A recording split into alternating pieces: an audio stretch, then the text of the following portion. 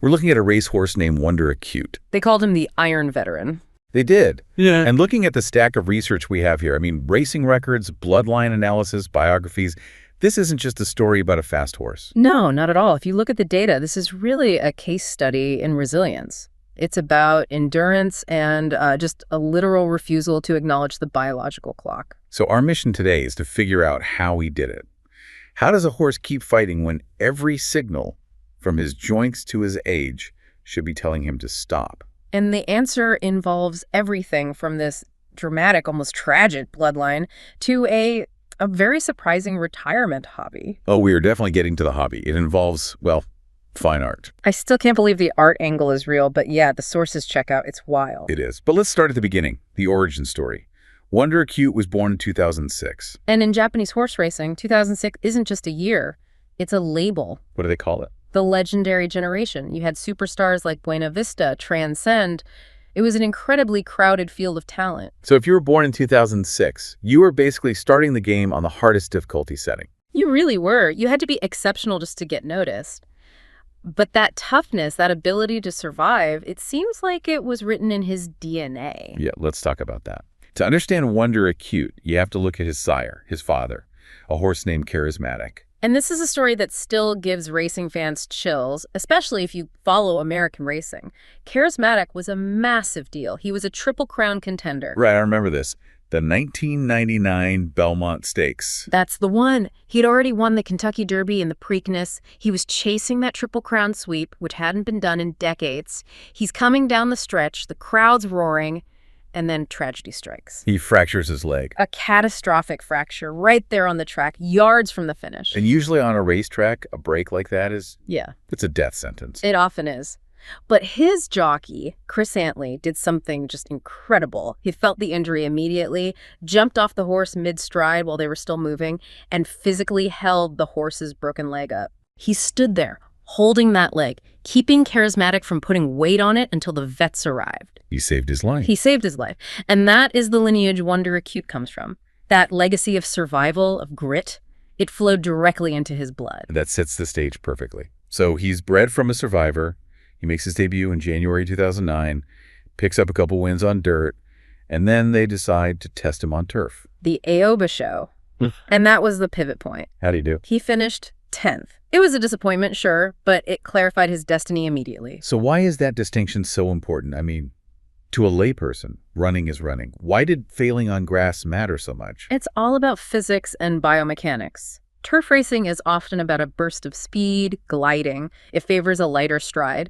Dirt racing, especially in Japan where it's deep and heavy, is about pure power. It's a grind. Okay. Finishing 10th on turf told them, this horse isn't a ballerina, he's a bulldozer. He's built for the grit. Exactly, no more grass. That clarity saved his career before it even really began. So he finds his lane. And this is where we meet the human half of the equation, the jockey Riji Wada. Right. Wada takes over, and the chemistry just clicks. They win the serious stakes, then the Musashino stakes. These are high-level races. Oh, yeah, graded stakes. He's announcing himself as a serious contender. But just as he's winding up, just as the data suggests he's about to peak, he hits a wall. A literal and metaphorical wall. At age 4, he suffers a fracture. It feels like history repeating itself, looking back at his dad. It does, though thankfully less severe. But a fracture at age 4 is devastating in a different way. That's your prime athletic window. For many horses, that's a career ender. But he didn't retire. No, he healed. He came back. And at age 5, the legend really starts to form. There's one race in particular that year that defines who he was, the Tokyo Dojo 10. And who was he up against? Oh, he was up against Smart Falcon. Now, Smart Falcon at this time was considered invincible on dirt. He was a machine. So you have the invincible frontrunner versus the comeback kid. And Wonder Acute didn't back down for a second. The race replay is incredible. He pushed Smart Falcon to the absolute limit. It was a duel all the way to the wire. But he lost. He lost, but only by a head. Ugh, that's agonizing. We're talking inches after miles of running. It is, but in that loss, he established his reputation. He proved he could look the strongest horse in the world in the eye and not blink. He was a threat. And he proved it with a win not long after, right? At age 6. Yeah. The JBC Classic. This was the breakthrough. He wins. And not just wins, he wins by 5 lengths. In racing terms, that's a blowout. Pure dominance. And we have to mention the human element again. This was a massive moment for Ryuji Wada. Because Wada had been in a bit of a slump. A long one. He hadn't won a G1 class race, that highest tier, in 11 years. Not since he rode the legendary TM Opera O. 11 years. That's a lifetime in sports. It is. So you have a horse proving he's elite and a jockey proving he's still got it. It was this perfect redemption arc for both of them. I love that. But this is where the story gets a little complicated. He gets this nickname, the Silver and Bronze Collector. Right. It sounds like a backhanded compliment, doesn't it? Like, nice try, buddy. It does. It sounds like always the bridesmaid.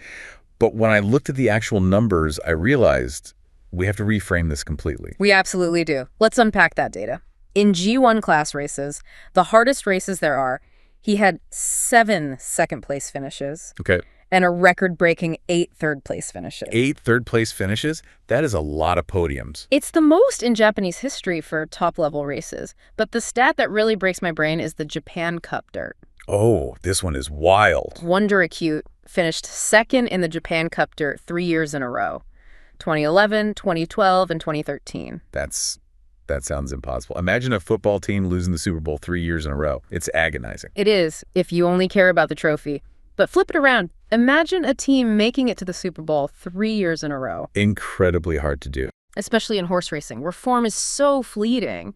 For him to be the runner-up in one of the biggest races for 3 consecutive years, that's not failure. That is superhuman consistency. So he wasn't losing. He was the constant variable. Exactly. The winners kept changing. They'd peak and then fade. Wonder Acute just kept showing up. He was maintaining peak performance while entire generations of other horses cycled through. Which brings us to his twilight years. 2013, 2014, he's getting older. The ownership brings in the legend, and Yutaka Take to ride him. And the landscape is changing. The legendary generation is mostly gone. Now you have the new monsters, Hokutorume and Kopano Riki. So Wonder Acute is now the old man of the track. He is. And for a while, it looked like the torch had been passed. He was finishing just behind him over and over, collecting those silvers and bronzes. Most owners would just retire the horse at that point. Oh, for sure. Why risk injury? He's proven everything. But he refused to fade. Yeah. And he proved it at the 2014 Taiyo show. Yes.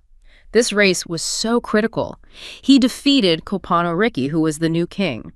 This was Wonder Acute basically saying, I might be old, but I have experience and I have grit. Experience beating raw power. That's it. It wasn't about being faster anymore. It was about outlasting them in the stretch. But even that isn't the end of the story, which is what I love about this horse. He just keeps going. We fast forward to 2015. He is now 9 years old. 9. We need to pause on that number. In flat racing, 9 is ancient. Most horses are long retired. And for this final act, his old partner, Ryuji Wada, gets back in the saddle for the Kashiwa Kinnin. The narrative symmetry is just perfect. The old veteran horse, the jockey he redeemed. They team up one more time. So set the scene for us. It's the Kashiwa Kinnin, a tight course. You've got the young guns in the field.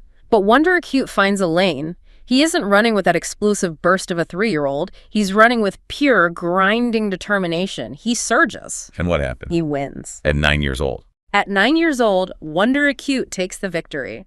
And with that win, he became the oldest horse ever to win a flat G1 class race in Japan. That is unbelievable. It's historic. I mean, think about what that represents. He outlasted his own generation, battled the next, and then beat the generation after that. Wow. That win was the reward for years of simply not giving up. He retired later that year. 48 starts, 13 wins. And 27 G1 class appearances. He tied the record, just showing up for the biggest fights 27 times.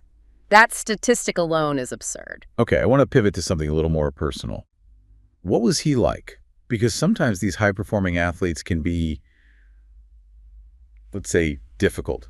Well, Wonder Acute was a bit of a Dr. Jekyll and Mr. Hyde. Oh, really? Yeah, according to the stable staff, when he was off the track at the farm, he was incredibly calm, gentle, a total sweetheart. Okay, that sounds nice. But on race day, a total transformation. He became intensely agitated. He'd often refuse to drink water before races. A first strike. Essentially. And he had these dramatic weight fluctuations because he would get so worked up. The nerves, the excitement, he was just vibrating with anxiety. That sounds exhausting. Usually we think of anxiety as a negative for performance. We do. But if you analyze it, that fiery temperament might have been the key to his longevity. That anxiety was fuel. Huh. He wasn't just going through the motions. Even at age 9, he cared. Yeah. He was overflowing with competitive energy. It was that edge that kept him fighting. So the grumpiness was his superpower. It was the fire that wouldn't go out. So eventually the body says no more. He retires. And usually the story ends there.